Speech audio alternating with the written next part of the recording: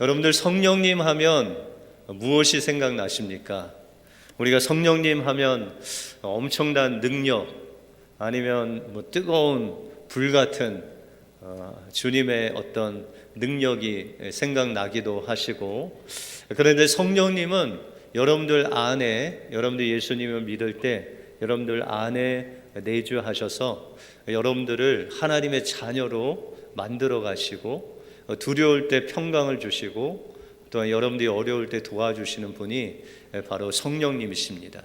그 성령님은 여러분들에게 인격적으로 늘 여러분들 안에서 여러분들 도우시고, 또한 풍성한 은혜 가운데로 인도하시는 분이십니다. 그러면 여러분들 지난 한 주 동안 어떻게 마음이 좀 편안하셨어요? 아니면 마음에 근심 걱정이 많으셨어요? 예, 평안한 것 같은데 이쪽은 또 근심 걱정이 많으셨다고 하시는데, 여러분들 근심 걱정 있을 때마다 여러분들 성령님을 의지하심으로 성령님이 주시는 평강을 누리시는 여러분들의 삶이 되시길 바랍니다. 중국 내지의 선교사 역을 아주 선구자였던 허드슨 테일러라는 선교사님이 계십니다. 그는 가장 어렵고 힘든 그 중국 내지의 선교를 하러 선교사로 갔는데, 어찌된 일인지 그 마음속에 하나님이 주시는 은혜와 평강의 마음이 충만하지 않고 늘 불평과 원망, 또 주변 사람들을 비방하고 원망하는 그런 마음이 자꾸 생기게 되었습니다. 그래서 주변 사역자들을 원망하기도 하고 또 불평하기도 하고, 그 마음속에 늘 두려움과 또 이 죽음에 대한 두려움이 그 마음속을 정말 짓누렀습니다. 그래서 그는 내가 왜 하나님을 믿고 하나님이 여기까지 보내주셔서 하나님의 말씀을 전하는 선교사였는데 왜 내가 이렇게 마음이 두렵고 떨리는가? 왜 내 마음속에는 평안이 없는가? 이 마음 가지고 내 마음 하나 평안함이 없는데 어떻게 다른 사람들을 전도할 수 있을까? 이런 고민과 고뇌 속에서 그가 병이 들게 되었습니다. 그리고 병이 들고 쓰러져서 병원에 입원을 해서 병중에서 하나님께 기도를 하게 되었습니다. 그런데 그 병상 가운데서 문득 성령님께서 주시는 말씀이 있었습니다. 그것이 바로 요한복음 15장 5절에 보시면, 나는 포도나무요 너희는 가지니 너희가 내 안에 내가 너희 안에 거하면 저절로 열매가 맺을 것이다 라는 이 말씀을 하나님께서 기억하게 하시고, 그 말씀을 묵상하면서 예수님 안에 사는 사람, 예수님 안에 평강이 있는 사람, 예수님이 열매 맺게 하는 사람의 특징은 나같이 근심하고 고민하고 노력하고 몸부림쳐야 성령의 열매를 맺는다 라고 하지 아니하시고, 주님 안에 거하면, 또 주님이 내 안에, 내가 주님 안에 있기만 하면 저절로 열매를 맺는다 라는 주님의 그 말씀이 다가왔습니다. 전에도 알고 있는 말씀이었는데 병상에서 성령님을 통해서 그 말씀이 깨닫게 되고 그 말씀이 믿어지게 됐어요.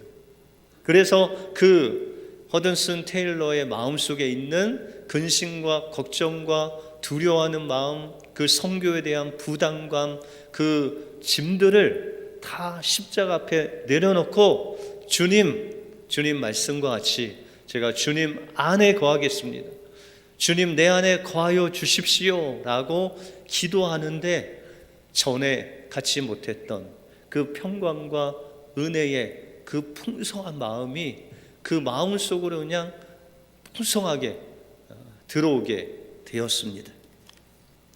그리고 하나님 앞에 그 놀라운 은혜를 감사하면서 하나님께서 역사하신 그 이야기를 자신의 여동생인 아멜리아에게 편지로 이렇게 썼습니다. 이제 부담과 중압감은 모두 사라졌다. 아마도 요즘 며칠이 내 인생에 가장 행복했던 것 같다. 지금은 모든 것이 다 새롭다. 한마디로 말하자면 내 눈이 멀었다가 지금은 본다는 것이다. 그동안 예수님 안에서 안식하기 위해서 헛되이 내가 애써 왔구나. 이제 결코 헛되이 애쓰지 않겠다.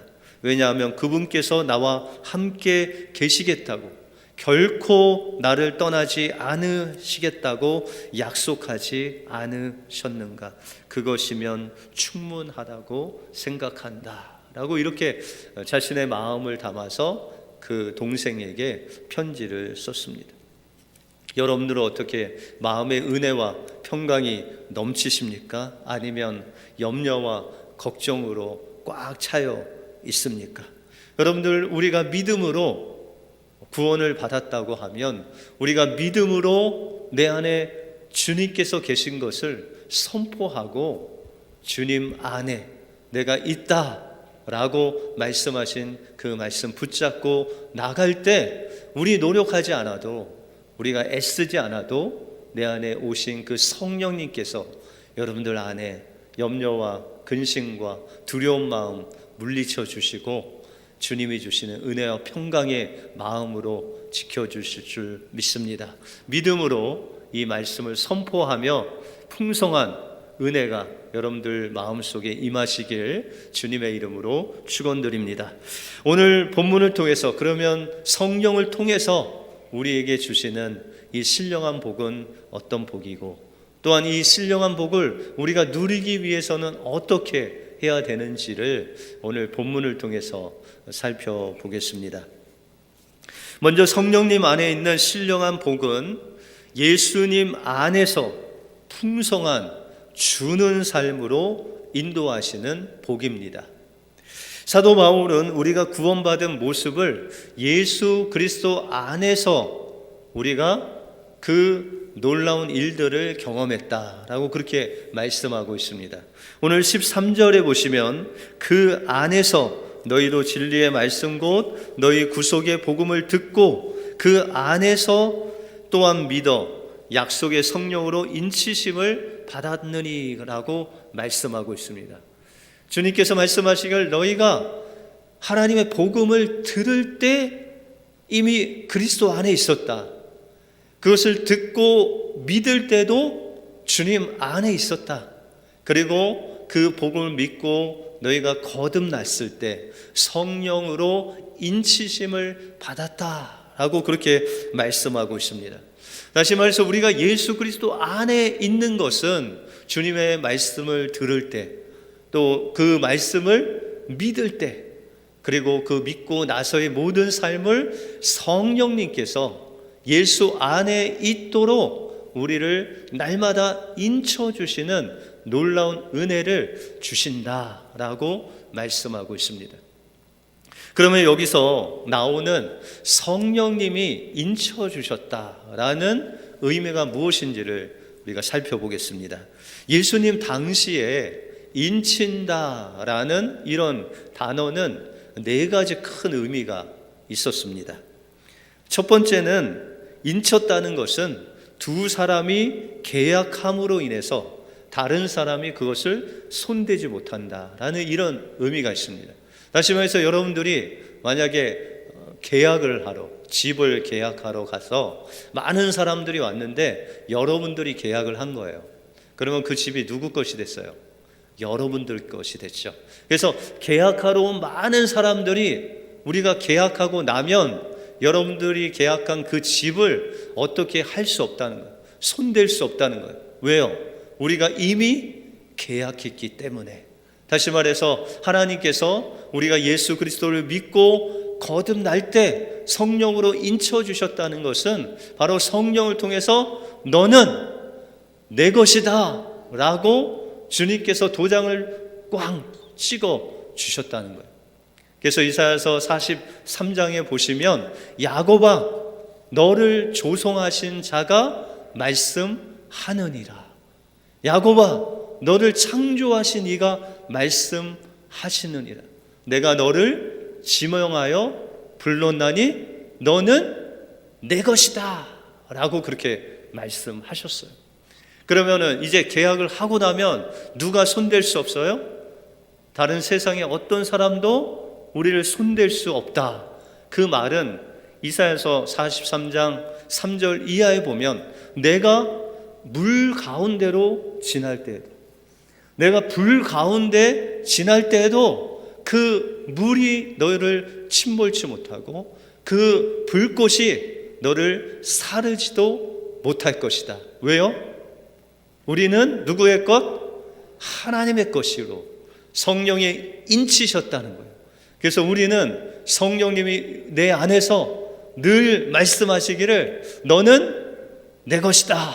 세상에 어떤 것들이 공격해 와도 성령님께서 그들을 향해서 외치는 소리는 바로 이 사람은 하나님의 사람이다 라고 인쳐주시는 성령님의 은혜가 우리에게 있다라는 것입니다.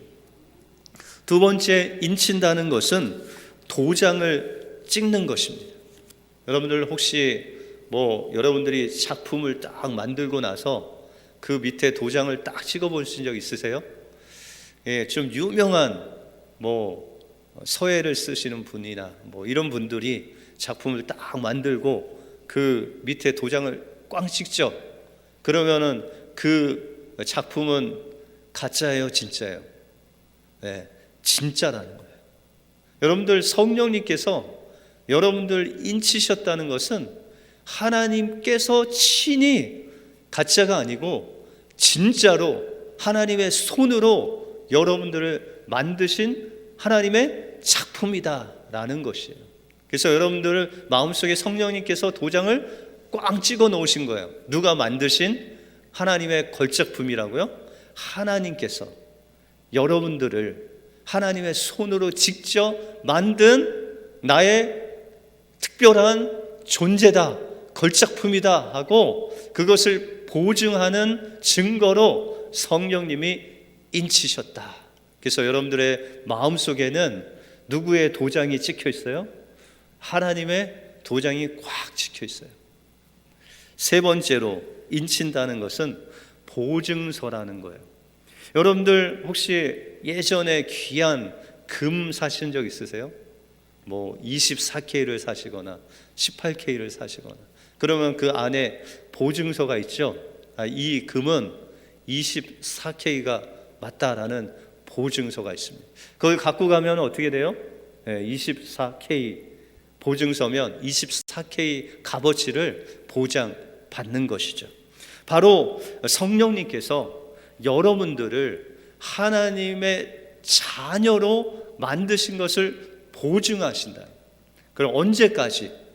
흠과 점이 없게 주님이 오시는 그 마지막 날까지 여러분들을 보호하시고 흠과 점이 없도록 계속해서 하나님의 자녀로 만들어 가시겠다는 거예요.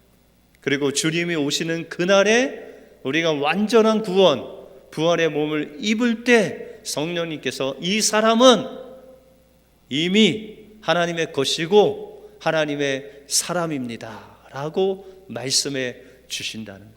그렇게 되면 우리가 완전한 부활의 몸으로 그날에 있게 되는데 그것을 보증하시는 분이 성령님이시다라는 것이죠.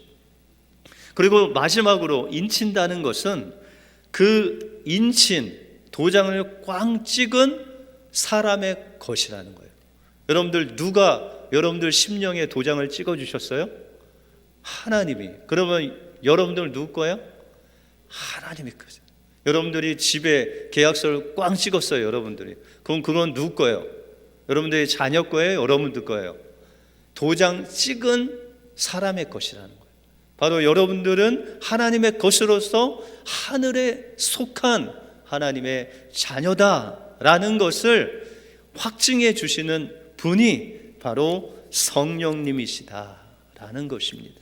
그러므로 여러분들 안에 성령님이 계시다면 그 성령님을 통해서 날마다 우리가 주님 안에 있다는 것, 우리가 주님의 것이라는 것이 매일매일 증거되는 놀라운 은혜가 성령님을 통해서 우리에게 주어진다라고 말씀하고 있습니다. 그러면 우리는 어떻게 예수님 안에서 매일매일 이 성령님의 인치심 그 안에 살 수 있겠습니까? 허든슨 테일러가 그 성령 안에, 주님 안에 머무는 그 삶을 어떻게 깨닫죠? 하나님께서 말씀하시고 그 말씀을 믿고 믿음으로 선포할 때 그는 아무 노력이나 애씀이나 또한 자신의 짐을 지고 가지 않아도 이제 예수 안에 거하는 놀라운 축복이 임한 것 같이 우리도 믿음으로 주님의 말씀 붙잡고 성령님 바라보면서 나갈 때 매일매일 기도 가운데 말씀 가운데 그 붙잡고 나가는 그 삶을 통해서 우리가 저절로 주님 안에 거하게 된다라고 말씀하고 있습니다. 그러면 우리가 예수 그리스도 안에 머무르게 되면 하나님께서 어떤 신령한 복으로 주실까요? 우리가 잘 아는 시편 23편 1절에 보시면 여호와는 나의 목자시니 내가 부족함이 없으리로다. 여러분도 어떻게 요즘 부족함이 없으시죠? 예, 한 5분은 부족함이 없으신 것 같은데 우리가 늘 부족한 삶을 우리가 사는 것이 우리의 삶의 주소죠. 그런데 여러분들 이 다윗이 고백한 여호와는 나의 목자시니 내게 부족함이 없다. 근데 이 시편 23편의 배경을 보면 다윗이 나이가 들어서 이제 모든 나라를 통일하고 태평 천국이 됐는데 그때 시편 23편을 쓴 것이 아니라 그의 아들 압살롬이라는 아들이 이 다윗 아버지를 반역합니다. 그래서 아버지를 죽이려고 군사를 끌고 이제 다윗의 왕궁으로 쳐들어가죠. 이 소식을 들은 다윗은 아들이니까 그 아들과 싸울 수 없어서 그 부하들하고 광야로 피신을 하게 됩니다. 피신을 하게 됐는데 여러분들 광야에 무슨 집이 있습니까? 이불이 있습니까? 변변한 음식이 있습니까? 그런데 다윗이 그 광야에서 이 시편 23편을 쓴 거예요. 여호와는 나의 목자시니 내게 부족함이 없다. 아니 우리가 뻔히 봐도 그 아들에게 쫓기면서 부족한 것이 너무 많을 것 같은데 다윗에게 부족함이 없다는 거예요. 다시 말해서 그 마음속에 두려움이 없고 근심 걱정이 없고 오히려 주님께서 주시는 그 은혜와 평강의 마음이 충만했다라고 하면서 나는 부족함이 없다라고 그렇게 말씀하고 있다는 것입니다. 어떻게 그럴 수 있을까요? 주님이 그와 함께 하시니까. 그가 어디에 있든지 주님이 함께 하시니까, 주님이 목자 되시니까 그에게 부족함이 없다라고 그렇게 말씀하고 있다는 것입니다. 그래서 주님 안에 우리가 함께 있으면 하나님이 주시는 은혜와 평강으로 충만한 복을 누릴 수 있다라고 말씀하고 있습니다. 그래서 에베소서 1장 2절에 보시면 하나님 우리 아버지와 주 예수 그리스도로 조차 은혜와 평강이 너희에게 있을지어다 라고 말씀하고 있습니다. 우리가 예수 안에 있는 자들에게 하나님이 주시는, 성령이 주시는 복은 바로 은혜와 평강이 충만한 복이다 라고 말씀하고 있습니다. 여러분들 예수님께서 부활하시고 제자들이 어디 있었냐면 마가 다락방에서 숨어 있었어요. 왜요? 그 선생인 예수님이 십자가의 죽음으로 말미암아 예수님을 쫓았던 그 제자들도 그 로마 병정들이 잡아서 죽일까 봐 그곳에서 문을 아주 세게 틀어 잠그고 그곳에 숨어 있었어요.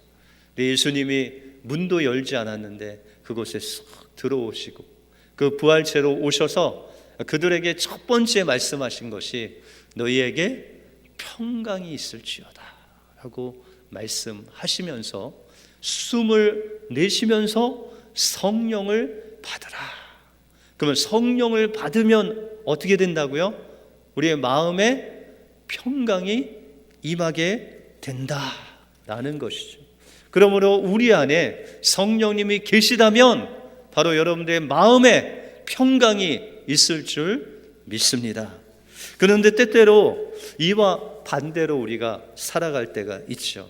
우리 마음속에 좀 편안하고 또 은혜가 충만하고 이런 삶을 살아야 되는데, 허드슨 테일러가 주 안에 머무는 삶을 몰랐을 때 그 마음속에 어떤 마음이 있었어요?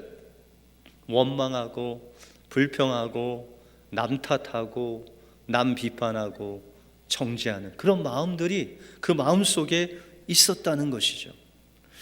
여러분들, 돈을 많이 가진 부자는 마음이 편안할까요? 마음이 편치 않을까요? 예? 많이 안 가져와 갖고 잘 모르시죠? 저도 잘 모르지만 여러분들, 부자도 마음이 편한 사람이 있고 편하지 않은 사람이 있을 것 같아요. 그렇죠? 예수님을 잘 믿고 그 안에 있는 사람들은 뭐 부자이든 아니든 평강을 누리는 것이고, 그렇지 않은 사람들은 그 편안함이 없는 거죠.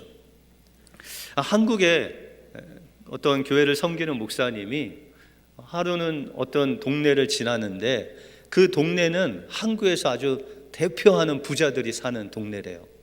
근데 그 동네 사람들이, 부자인 사람들이 나와서 머리에 빨간 띠를 띠고 거기에 결사반대라는 글씨가 싹 적어져 있는데 막 소리를 지면서 이제 두 주먹 북군 치고 결사반대 데모를 하고 있더래요.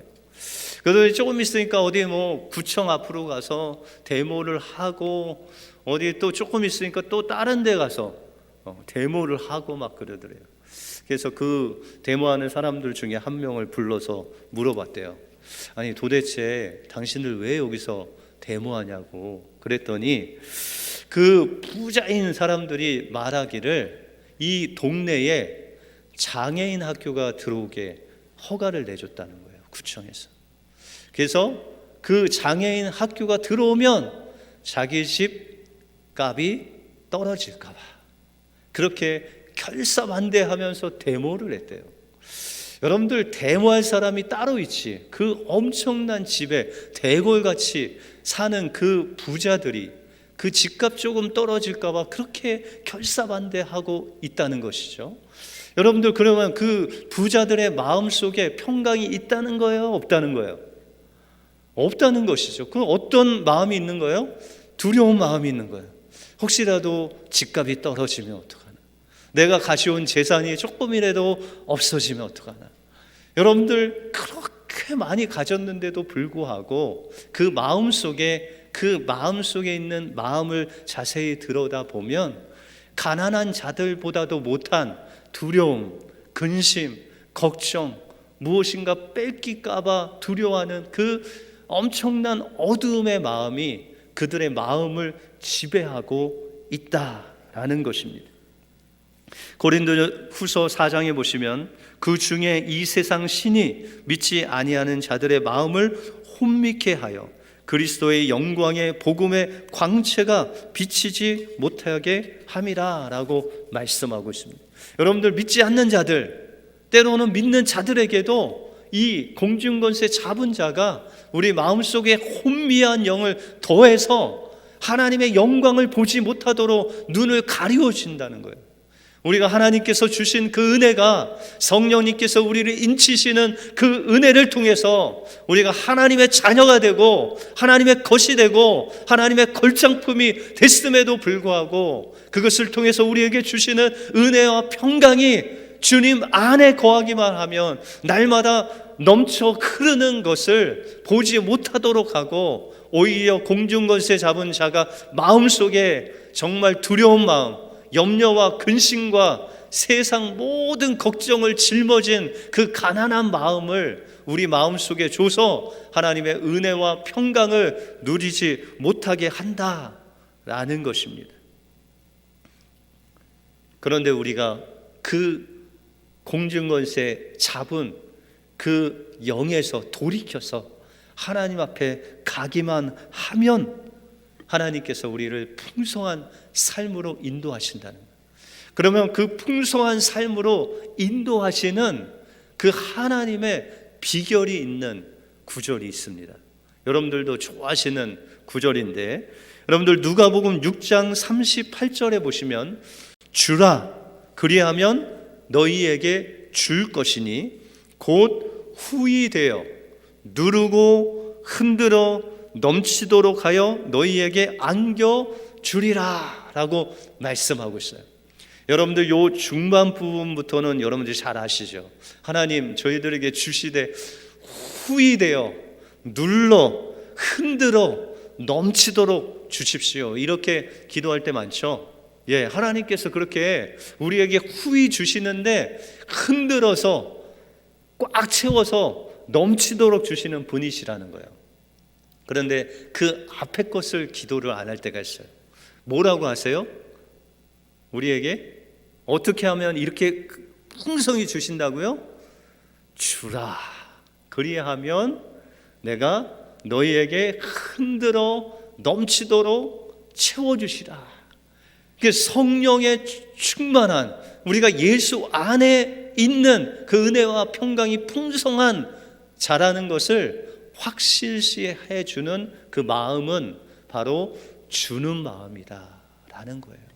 여러분들 우리 마음속에 이 주는 마음이 있다면 하나님께서 너는 지금 성령께서 주시는 은혜와 평강이 충만한 사람이다 라고 그렇게 말씀하고 있습니다.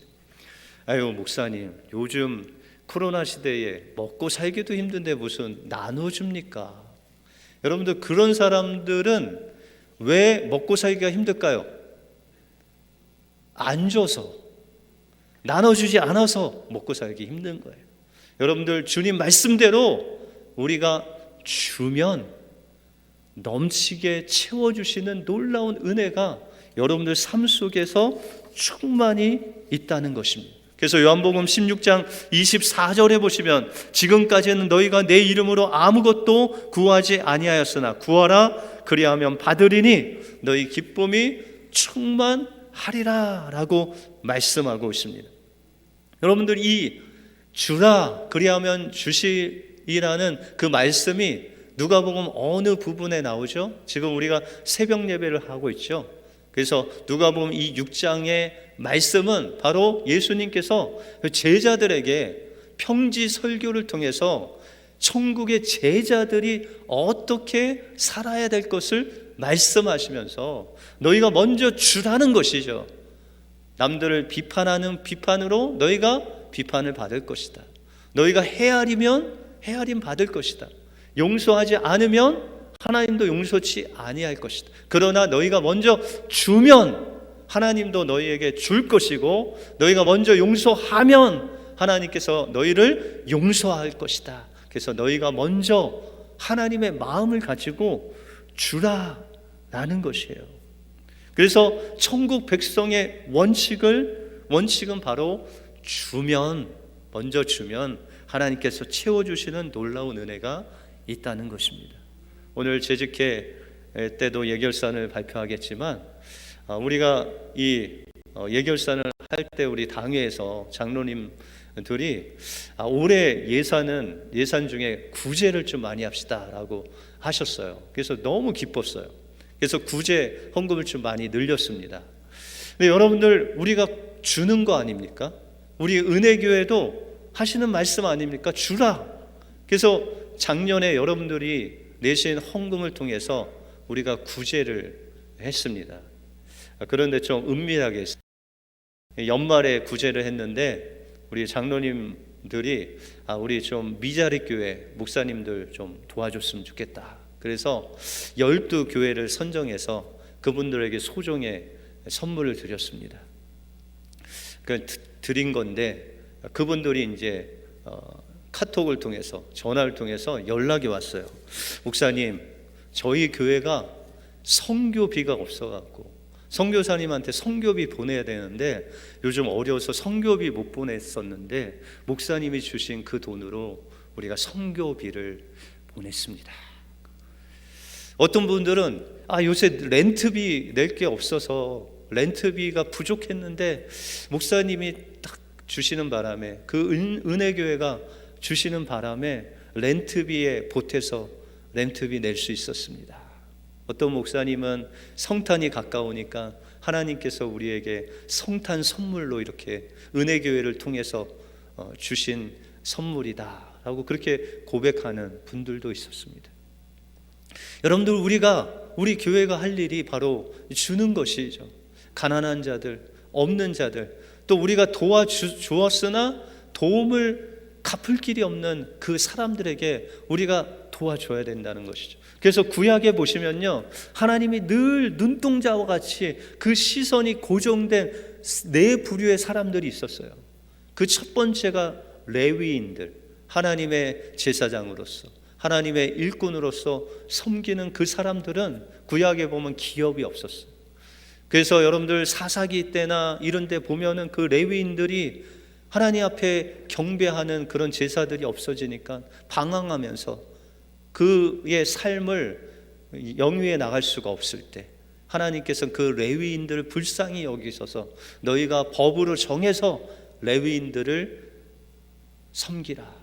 그리고 나그네들, 그 이스라엘 땅에 땅이 없는, 기업이 없는 그들을 너희가 공개하라. 그리고 고아, 부모가 없는 사람들, 또한 남편이 먼저 간 과부들, 그 사람들은 자신의 힘으로 살아갈 수 없는 그 사람들을 도와줄 때 하나님께서 너희에게 풍성한 은혜로 채워주실 것이다 라고 말씀하셨습니다. 그러므로 우리의 시선이 그분들을 향해서 나갈 때 하나님께서는 우리의 삶을 기뻐하시고 우리가 하나님의 자녀로서 이 땅에서 해야 할 일이다 라고 하시면서 그 주는 마음 가질 때 우리의 마음에 은혜와 평강이 충만되는 놀라운 은혜가 우리 심령 속에 임하게 된다는 것입니다. 여러분들 혹시 10-10-10 운동이라고 들어보셨어요? 이 10-10-10 운동이라는 것은 우리 은혜교회도 지금 하고 있습니다. 이 10-10-10이라는 것은 아침에 10분 하나님 앞에 드리는 시간이에요. 그래서 여러분들 새벽 예배로 또 생명의 삶 큐티로 하나님 앞에 10분 동안 아침에 10분 이상씩 기도하고 말씀 묵상하고 시작하지 않습니까? 두 번째 10은요, 점심때 10분 동안 하나님께서 지금 내 직장에서, 내가 가정에서, 내가 있는 장소에서 하나님 오늘 말씀하신 말씀을 되새기고 암송하고 그 주님을 찬양하는 시간을 10분 동안 갖는 거예요. 그리고 우리 은혜교회는 이 일을 위해서 무엇을 하고 있죠? 성경 통독하시잖아요. 그래서 여러분들 시간 나실 때마다 통독하시잖아요. 그죠? 그 다음에 마지막 10은 하루를 마무리하면서 그 10분을 하나님께 드리는 것이죠. 하나님께서 아침에 주신, 점심에 말씀하신 그 말씀을 어떻게 하루 동안 인도하셨는지, 그리고 기도가 필요한 분들 위해서 우리가 몇 시에 기도해요? 9시에 우리가 합심 기도하지 않습니까? 그것이 바로 10이죠. 그래서 우리 교회는 10-10-10 운동을 같이 하고 있다는 것이죠. 이렇게 우리의 삶 속에서 자그마한 그 10분을 드리고 또 10분을 드리고 10분을 들여서 하나님 말씀을 묵상하고 또 하나님께 기도하고 또 하나님을 찬양하고 말씀을 암송하는 그 삶의 자그마한 삶을 통해서 우리가 예수 안에 거하는 삶으로 우리를 인도해 주신다는 것이죠. 그리고 저절로 그 말씀을 읽다 보면 또 말씀 안에 우리가 거하게 되면 또한 그 말씀 붙잡고 살다 보면 성령님께서 우리를 은혜 가운데로, 평강 가운데로 인도하셔서 우리가 힘들고 어렵고 세상이 우리에게 미친 듯이 다가올 때 성령님께서 이 사람은 내 것이다 인쳐주시고 보호하시고 세상 것을 막아주시고 우리가 부족한 거 있으면 흔들고 넘치도록 채워주시는 놀라운 성령의 복이 바로 여러분들 마음속에 임하셨다라는 것입니다. 이번 한 주도 그 성령님 따라서, 그 인치심 따라서 여러분들 주라 하신 그 말씀에 순종하면서 그냥 조그만 거 하나 옆 사람들에게 나눠주고 그 베푸는 삶을 사심으로 하나님께서 주시는, 성령을 통해서 주시는 그 풍성한 은혜가 여러분들 삶 속에 충만히 임하시길 주님의 이름으로 축원드립니다. 기도하겠습니다.